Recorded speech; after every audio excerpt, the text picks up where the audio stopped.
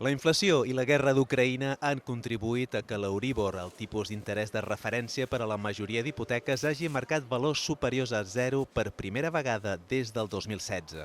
A l'evolució de l'Euríbor a 12 mesos del mes d'abril es veu com la tendència alcista ha fet que els dies 12 i 14 l'índex ha estat en positiu. La mitjana és del menys 0,04%. Això és un impacte important en les quotes mensuals. Amb un exemple de 180.000 euros, si se va revisar a abril de 2021, en el que duim ara d'abril de 2022, estaríem parlant d'uns 30 euros mensuals d'augment de la quota. Els experts donen per fet que l'Euríbor continuarà pujant i podria acabar l'any en el 0,4 o 0,5% i, per tant, les quotes encara pujaran més. Los que tenemos la hipoteca firmada poco podemos hacer, porque ya tenemos las condiciones estipuladas y va a ser muy difícil negociarla.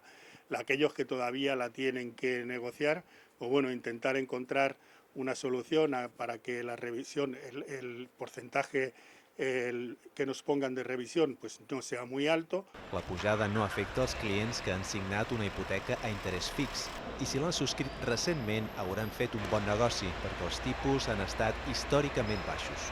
Però els que se vulguin hipotecar ara a tipus fixe veuran com les hipoteques cada vegada són més cares a tipus fixe i cada vegada el banc recomana que no ens endeutem a tipus fixe sinó a tipus variable. Ho recomana per seu propi interès. També hi ha l'opció de canviar una hipoteca d'interès variable per una d'interès fix, però els economistes creuen que els bancs enduriran les condicions i que la pujada de tipus acabarà afectant tots els préstecs hipotecaris.